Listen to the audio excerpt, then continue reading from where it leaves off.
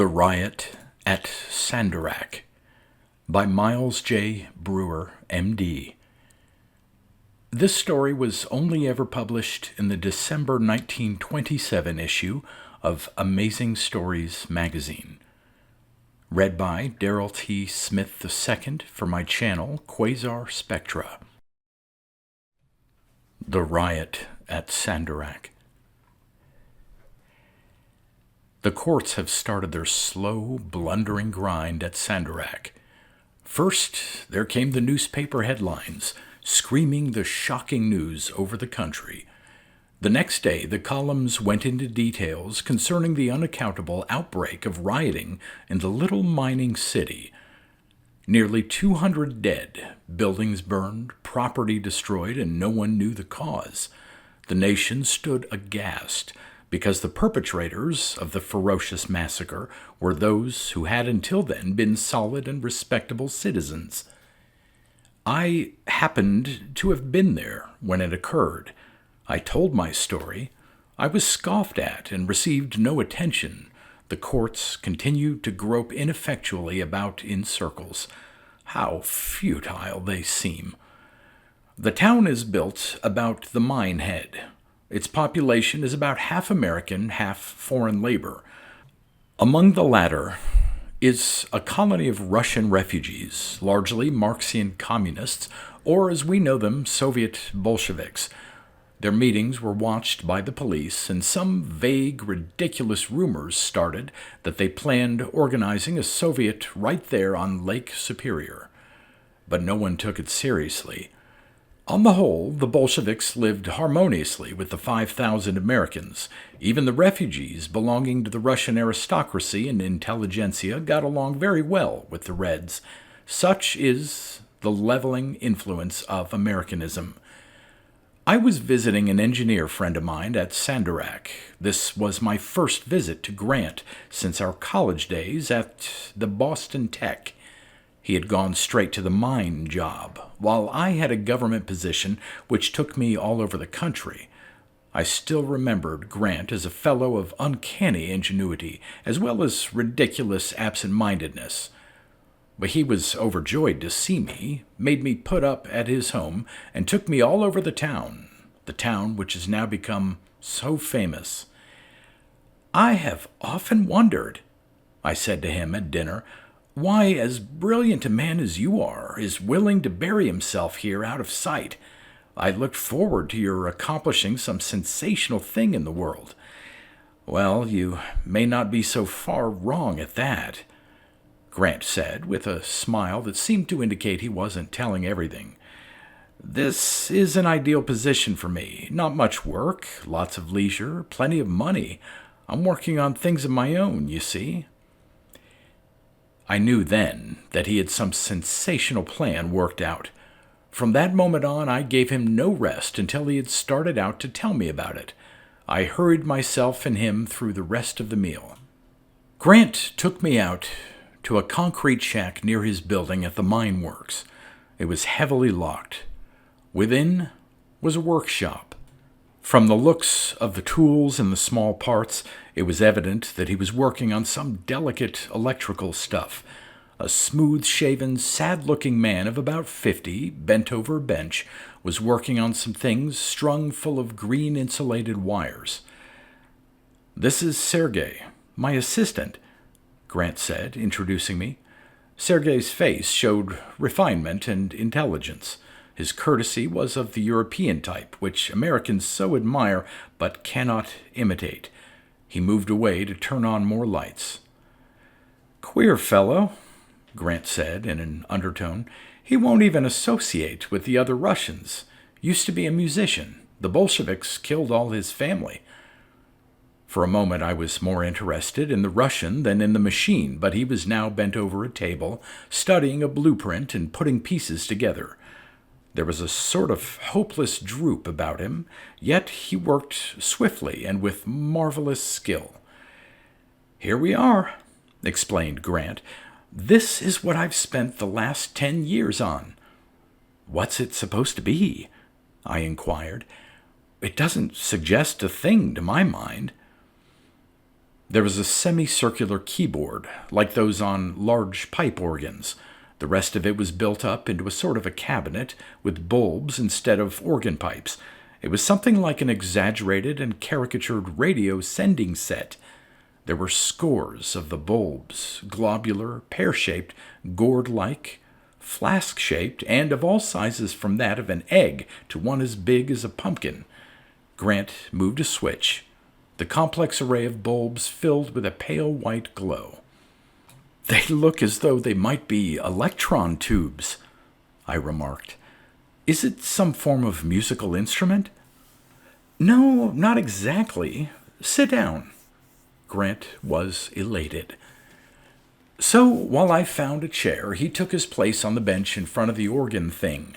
He ran his fingers around over the keys. I stared at him in surprise. Not a sound came from the instrument. Was it some effect of light or color that I should look for? I looked closely, but the bulbs glowed quite unchanged. Was he out of his mind? Not knowing what else to do, I sat and waited patiently. I sat bowed forward with my chin leaned on my hand and my elbows on my knees. Grant's movements at the silent machine became monotonous and depressing. The dingy concrete walls were unutterably gray. The gloomy interior of the shack made me think of some graveyard of human desires. Even the futile wires sprawled all about gave a mournful impression. I grew so lonesome and discouraged that I could feel the muscles of my face droop and sag. Grant, failure of a fellow that he was, seemed somehow ragged and dismal as he lugubriously pawed the keys. I watched the heavy smoke drag across the square of leaden sky visible through the window, in the same way that my useless soul was drifting across a colorless and dreary world. The only place for me was at home with my mother of the white apron and sunny hair, who made ginger snaps for me. But my mother was dead. Grant stopped his activity at the keys and turned around. He looked at me intently for a long time. Then he turned around and started playing again on that dumb, futile keyboard. He danced around on his seat like a clown, like a travesty of Paderewski. He crooked his fingers into claws and brought them down wildly on the keys and then ran them through his ruffled hair. His knees worked comically up and down as he manipulated some sort of pedals. He looked so silly that I was forced to smile. Then I leaned back and laughed. I laughed at him and at the funny little zigzag wires on the bench near me, like wiggling rats' tails, and at the comical shapes assumed by the wisps of smoke outside the foolish little window. The back of Sergei bent over his work was like a hump on the back of some droll camel. It made me laugh until I rocked.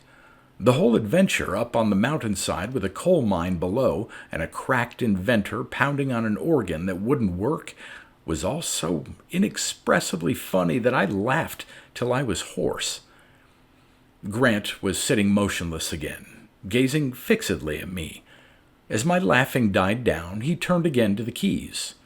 He played slowly, if I could call it playing, since I heard nothing. The crazy fellow trying to deceive me that way? I grew impatient at him. Did he think I was a fool?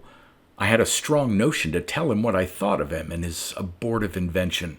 His slowness was irritating. I knew he was doing it to tantalize me.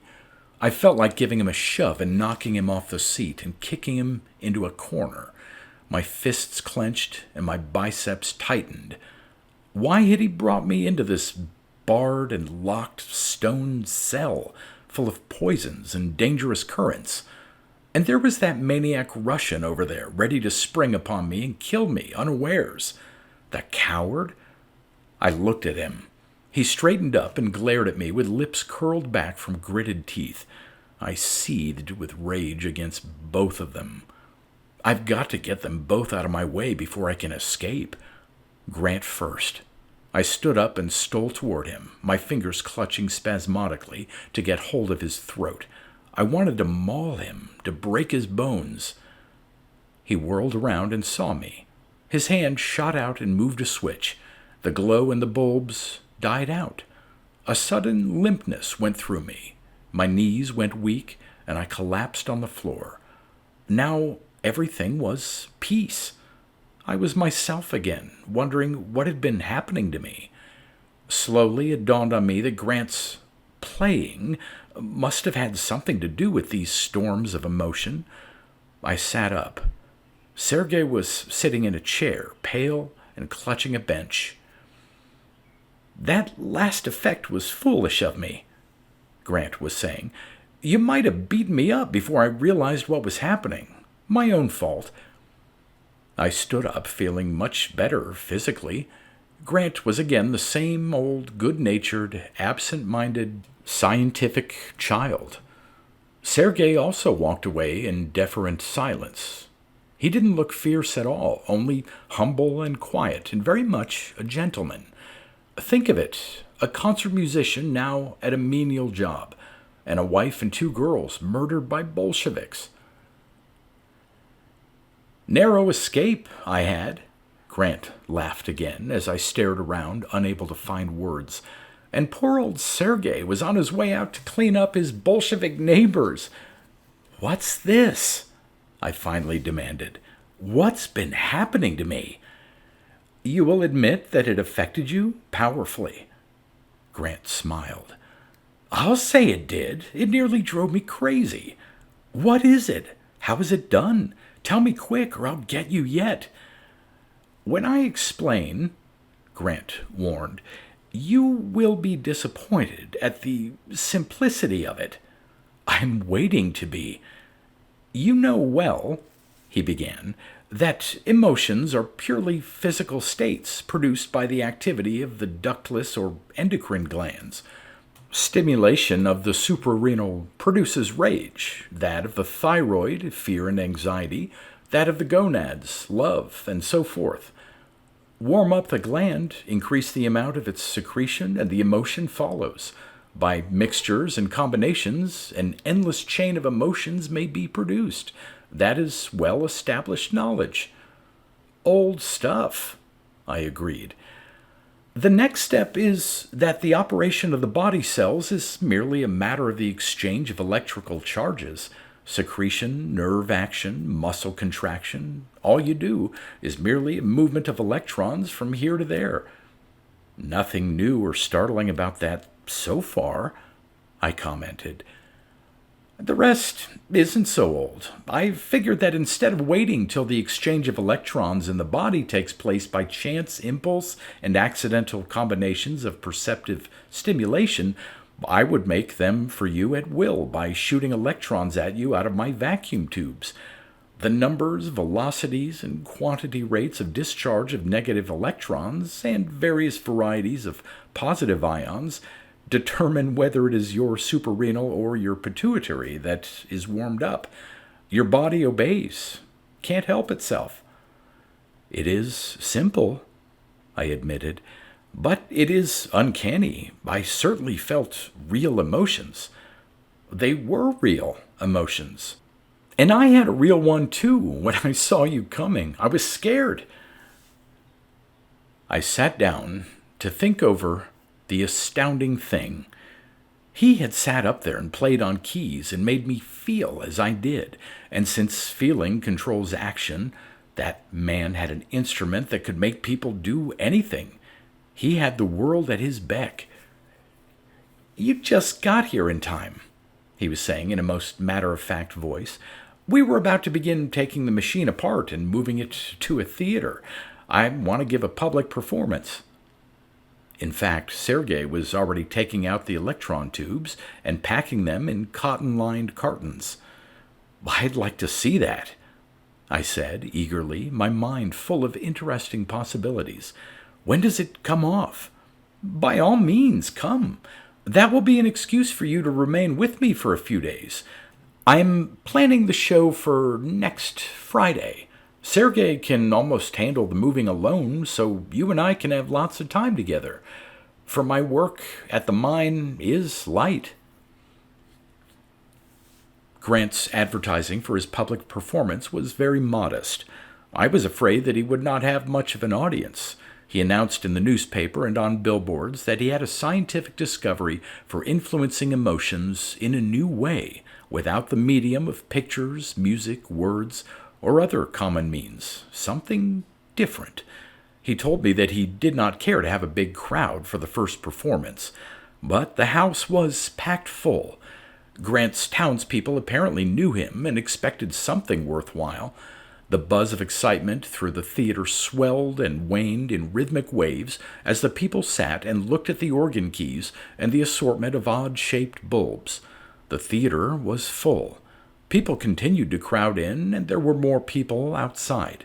And still Grant had not arrived.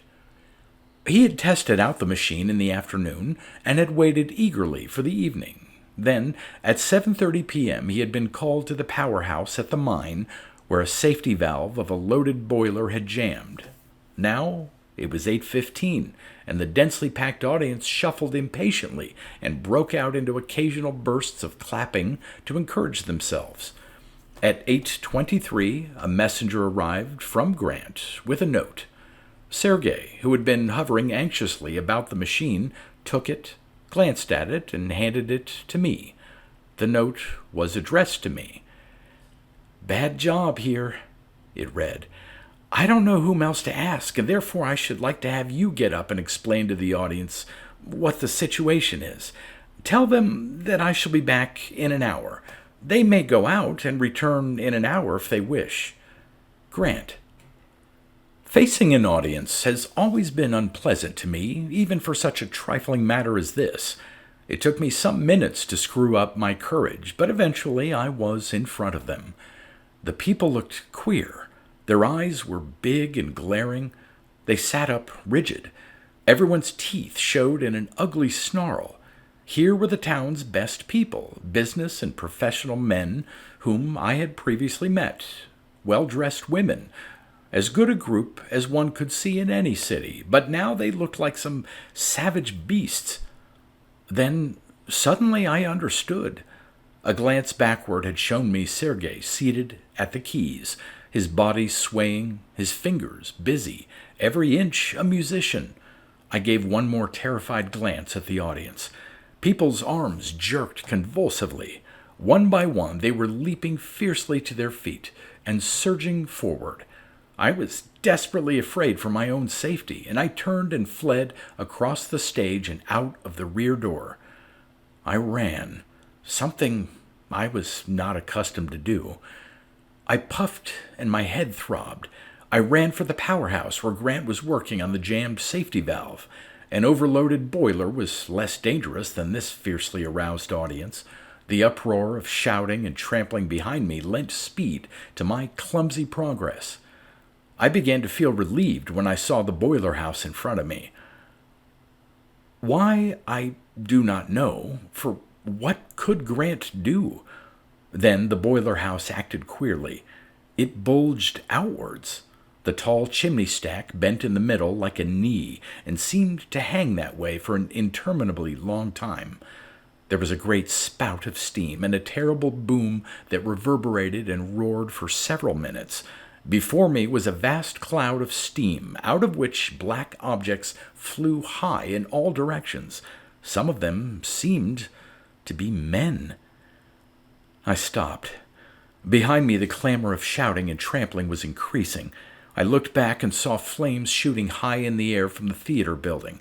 A mob of infuriated people was running, surging, pouring through the streets, brandishing things. Terror possessed me. Which way should I run? However, I soon noted that they were not after me. They turned and flowed to my left, toward the mountainside. I stared at them, amazed for a while. In the meantime, shots and screams and hideous thuds came from the section on the mountain slope where the Russian miners lived. Flames shot up here and there. The attack had fallen on the Bolshevik quarter, which was being swiftly wiped out. For a moment, I stood frozen in my tracks. Then I dragged myself to the garage where I kept my car. I dashed out of that place in the twilight, without a hat, without my baggage, without my mind, almost. Now, the courts are foolishly, blunderingly groping around, trying to fix the blame. They have scores of citizens in prison, perfectly innocent citizens.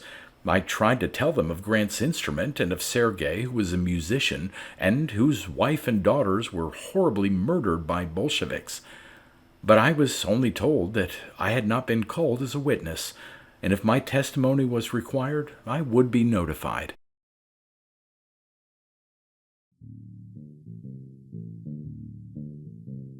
You've been listening to pre-1990s speculative fiction readings with a highlight on science fiction by Darrell T. Smith II. Please consider clicking the donation link in the description box. Thank you so much for your time and your imagination.